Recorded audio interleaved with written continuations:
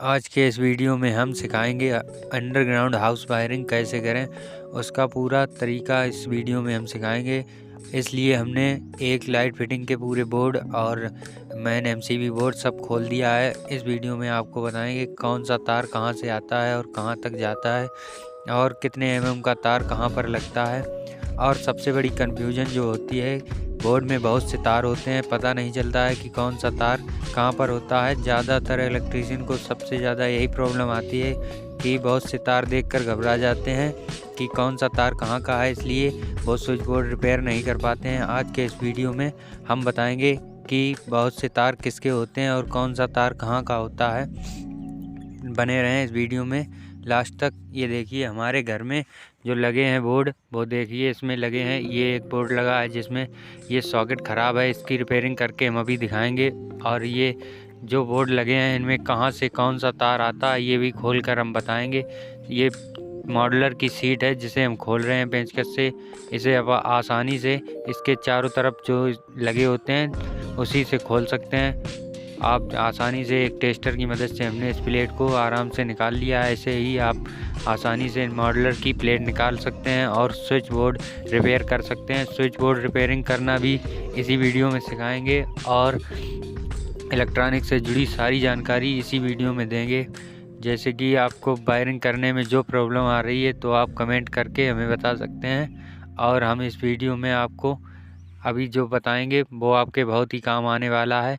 आप कभी भी ये नहीं घबराएंगे कि ये बोर्ड में कौन सा तार कहाँ से आया है।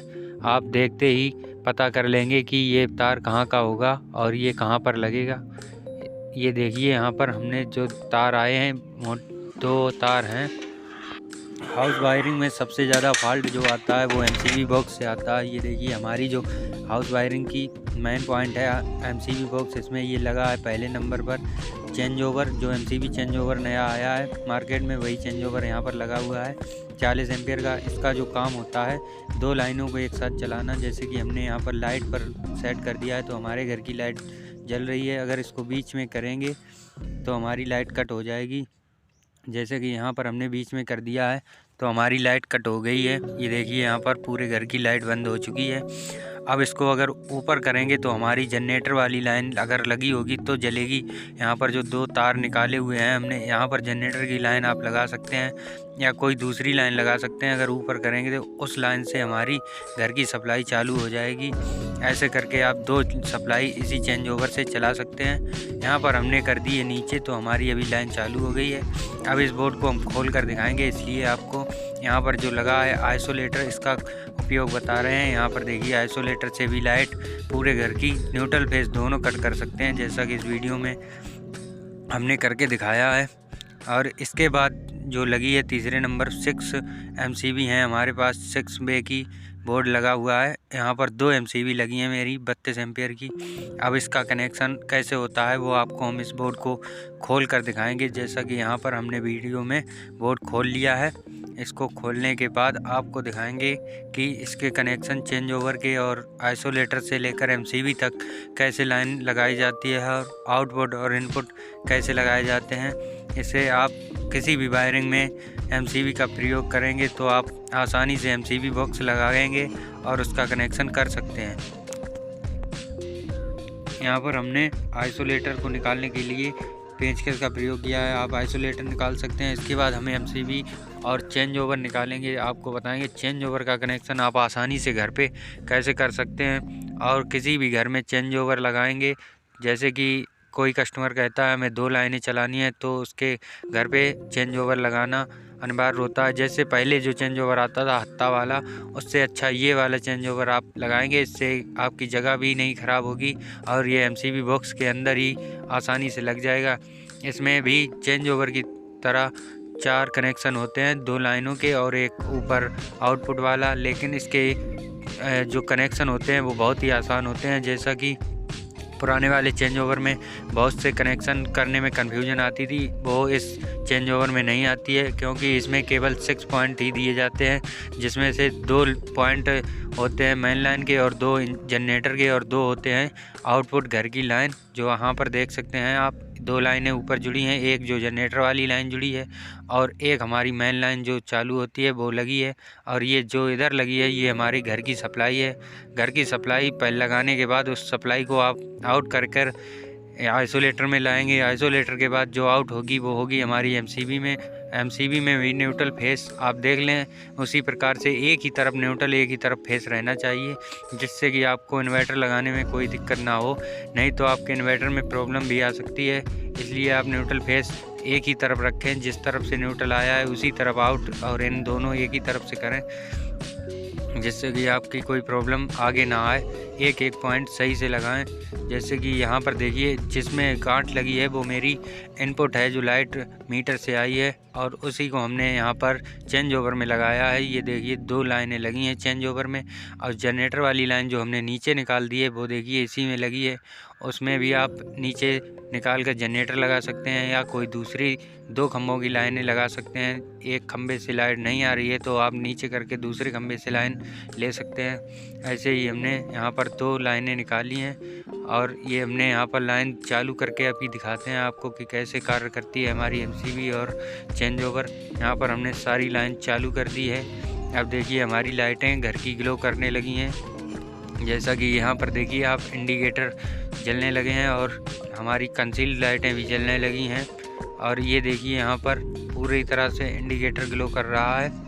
और यहाँ पर देखिए ये एक जो बोर्ड लगा है हमारा, ये 12 वे का बोर्ड है, जिसमें आप कंसील का कनेक्शन कर सकते हैं। अगर स्विच लगाएंगे तो इसमें 12 स्विच लग सकते हैं, जिससे आप 12 कंसील को ऑपरेट करा सकते हैं। अगर सॉकेट लगाएंगे तो सॉकेट 2 स्विच की जगह लेता है, इसलिए सॉकेट 6 लग जाएंगे।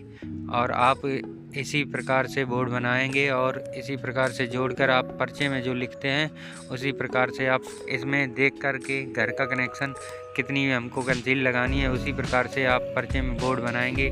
जैसे कि अगर एक कमरे में 6 कंसील लगी हैं और एक सॉकेट तो 8 ऐसे करके जो 12 वे का लगता है, इसीलिए 12 वे का बोर्ड लगाया जाता है। जैसे अगर ज़्यादा पॉइंट है तो उसी प्रकार से आप 16 वे तक का बोर्ड होता है, उसी अपनी ज़रूरत के अनुसार बोर्ड ले सकते हैं।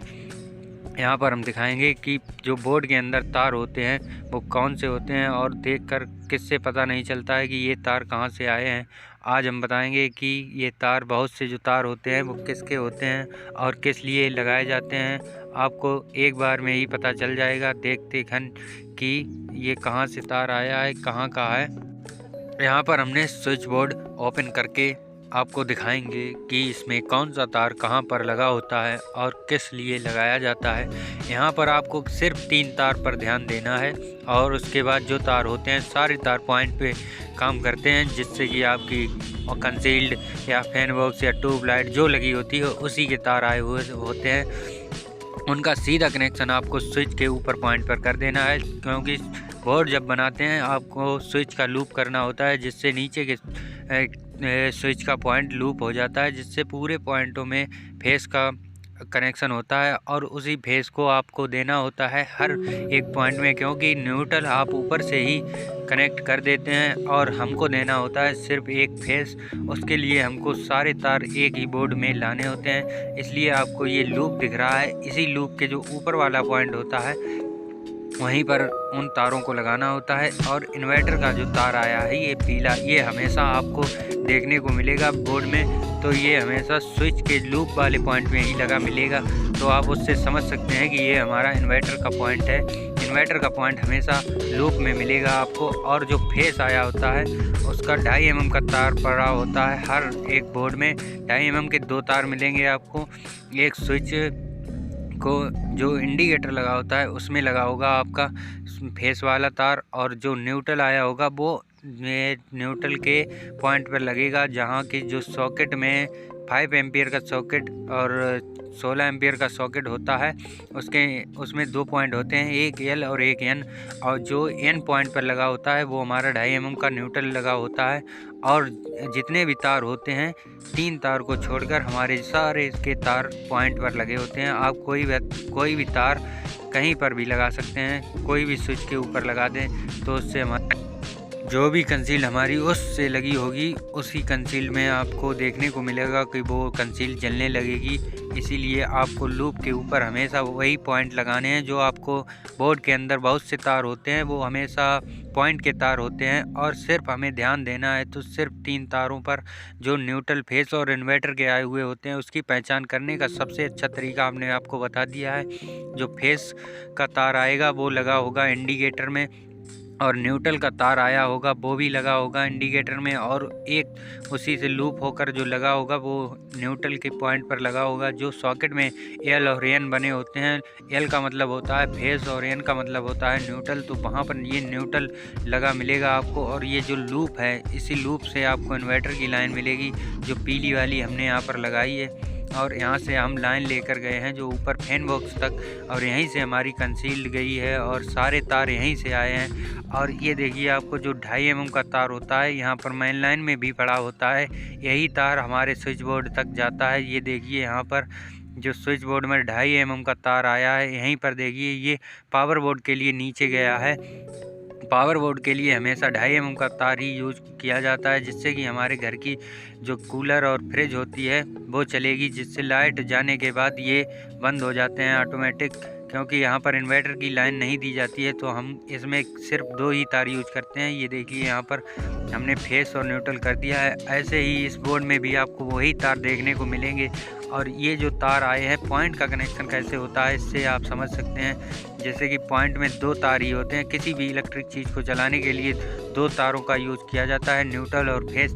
यहाँ पर हमने फेस एक पॉइंट में दे दिया है, स्विच के ऊपर वाले पॉइंट से यहाँ से उसको फेस मिल जाएगा, जिससे हमारी एलईडी जलेगी। और न्यूट्रल देने के लिए आप ये दूसरा तार लाए हैं, हमेशा न्यूट्रल का तार कॉमन करके न्यूट्रल वाले तार में जोड़ देते हैं। जो काला तार हमने 2.5 mm का डाला है उसी में हमने यहाँ पर काले वाले तार में न्यूट्रल दे दिया है। जैसे न्यूट्रल हमेशा कॉमन रहेगा और स्विच ऑन करने पर हमारा फेस उस उपकरण के पास पहुंच जाएगा, तो न्यूट्रल